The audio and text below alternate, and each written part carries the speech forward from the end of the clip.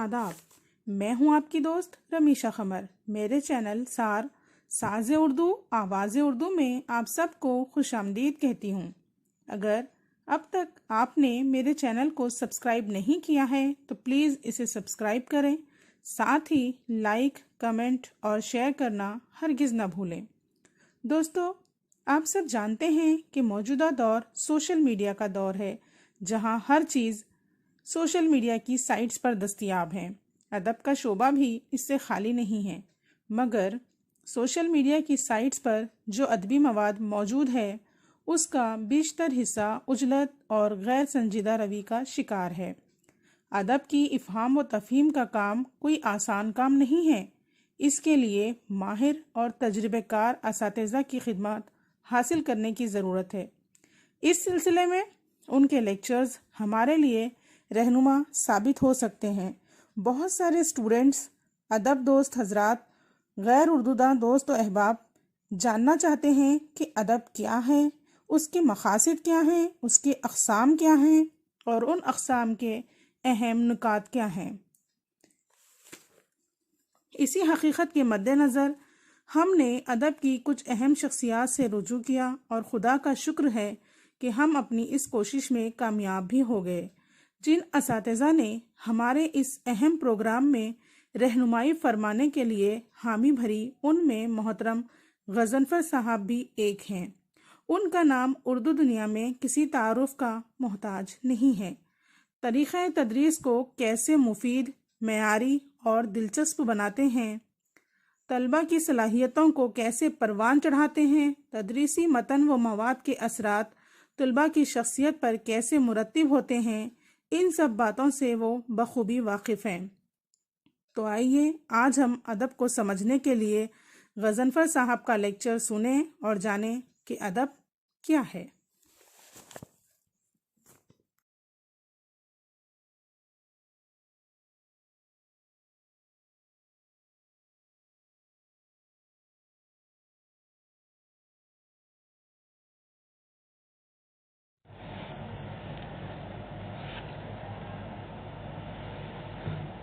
आज का मौजू है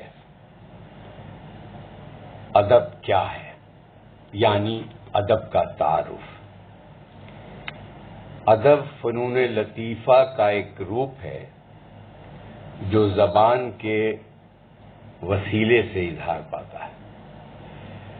दूसरे फ़नून लतीफ़ा की तरह अदब की भी अभी तक कोई ठोस और जामे तारीफ नहीं की जा सकी है। अलबत्ता कुछ तारीफें ऐसी हैं, यानी ऐसी ज़रूर सामने आई हैं जिनकी मदद से अदब को पहचानने में आसानी हो सकती है। मसलन मैथ्यू आर्लैंड कहता है, वो तमाम उलूम जो किताबों के ज़रिए हम तक पहुँचता है अदब है। इसी तरह बर्क का कहना है कि अदब वो तमाम सरमाए ख्यालात व एहसासात है जो तहरीर में आ चुका है और इस तरह मुरत्तब हुआ है कि उसके पढ़ने से कारी को मुसर्रत हासिल होती है। न्यूमैन के ख्याल में इंसानी अफकार, ख्यालात और एहसासात का ज़बान और अल्फाज के ज़रिए इजहार अदब है। इन तारीफों से नतीजा निकालने से पहले ये जान लेना ज़रूरी है कि फ़नून लतीफ़ा क्या है, क्योंकि जब हम ये कहते हैं कि अदब फ़नून लतीफ़ा का एक रूप है या उसकी एक शाख है, तो हमें ये जानना चाहिए कि फ़नून लतीफ़ा क्या है। तो इसके सिलसिले में बस इतनी बात करनी है कि वो फ़नून जो ज़ौक़ पर मुनहसिर करते हैं और हिस्से जमाल यानी सेंस ऑफ एस्थेटिक सेंस को या सेंस ऑफ ब्यूटी को मुतासिर करते हैं, फ़नून लतीफ़ा कहलाते हैं। दूसरे लफ्ज़ों में फ़नून लतीफ़ा ऐसे फ़नून को कहते हैं जिनको देखने, सुनने اور پڑھنے سے انسان کے لطیف اور نازک جذبات متحرک ہو اٹھتے ہیں اور دل میں مسرت اور لطف کی کیفیت پیدا ہو جاتی ہے۔ فنون لطیفہ کی جو بڑی شاخیں ہیں ان میں مصوری، موسیقی، رقص، مجسمہ سازی اور ادب ہے۔ ابھی فنون لطیفہ سے قبل ادب کے بارے میں، ادب کی تعریف کے سلسلے میں جو دانشوروں اور عالموں کے اقوال پیش کیے گئے، ان کی روشنی میں یہ کہا جا سکتا ہے کہ زبان کے دلچسپ اور مؤثر پیرائے میں انسانی جذبات و احساسات اور خیالات و تجربات کے اظہار کا نام ادب ہے۔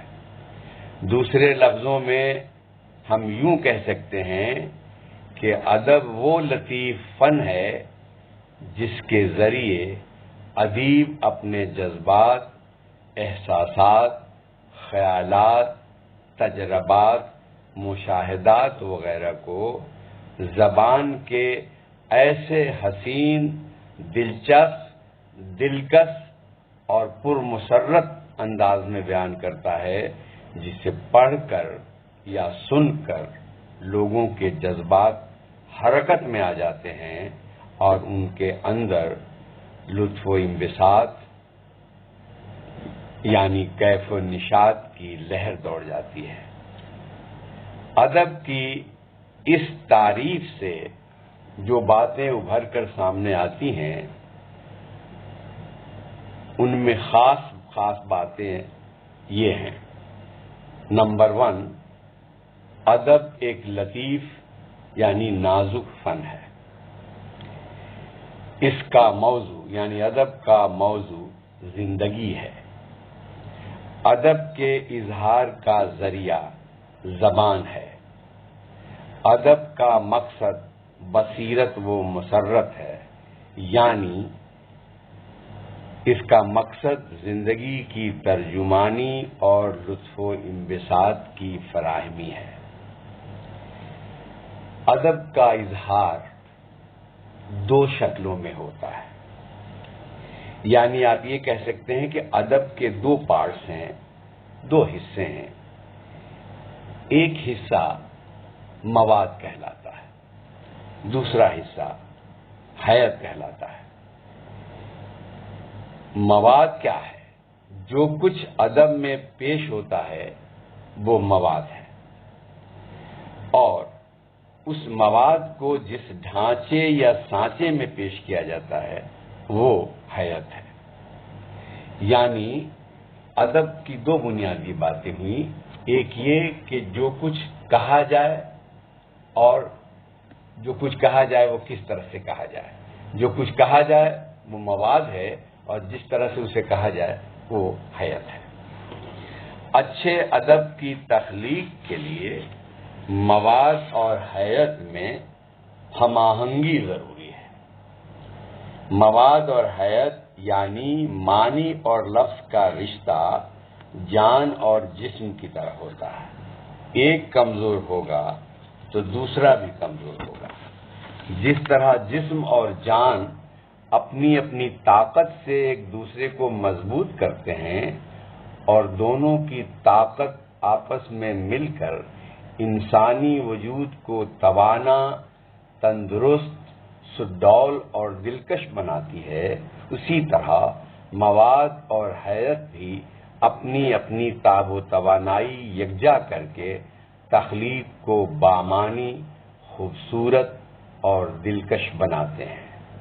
اقبال نے بالکل صحیح فرمایا تھا، ارتباط لفظ و معنی، اختلاط جان و تن۔ ادب کے اظہار کے 2 ذرائع ہیں، ایک نظم، دوسرا وسیلہ ہے نثر، یعنی شعری وسیلہ اور نثری وسیلہ۔ وہ ادب جو نظم کے روپ میں ظاہر ہوتا ہے اسے شاعری کہتے ہیں، اور وہ جو نثر کی شکل میں اظہار پاتا ہے اسے نثری ادب کا نام دیا جاتا ہے۔ ان دونوں کی بھی بہت سی شکلیں ہیں جن پر ہم غور کر سکتے ہیں۔ مثلا شعری ادب جو ہے، یعنی نظم کے حصے میں جو اصناف آتی ہیں ان میں غزل، نظم، قصیدہ، مرثیہ، مثنوی، رباعی اور قطع، یہ اہم اصناف ہیں۔ اسی طرح نثری ادب میں جو اصناف آتی ہیں ان کو ہم دو حصوں میں تقسیم کر کے دیکھ سکتے ہیں، ایک افسانوی نثری ادب اور دوسرا حصہ غیر افسانوی نثری ادب۔ افسانوی نثری ادب میں داستان، ناول، مختصر افسانہ، افسانچہ، یا آج کل افسانچے کی شکل میں ایک اور مائکرو صنف پر بات ہو رہی ہے، یہ سب افسانوی ادب کا حصہ ہے۔ ڈرامے کو بھی بعض لوگ افسانوی ادب کا حصہ مانتے ہیں، بعض لوگ نہیں مانتے ہیں۔ اور غیر افسانوی نثری ادب میں جو اصناف آتی ہیں ان میں اہم اصناف ہیں انشائیہ، تنقید، طنز و مزاح، سوانح، خود نوشت، سفرنامہ، خاکہ، رپورتاج، خط وغیرہ۔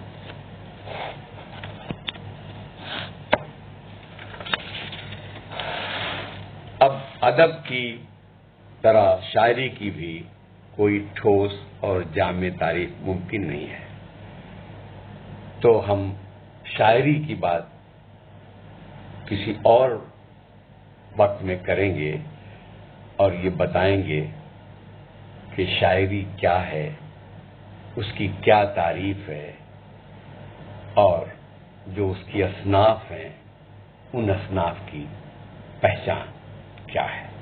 آج بس اتنا ہی، بہت بہت شکریہ۔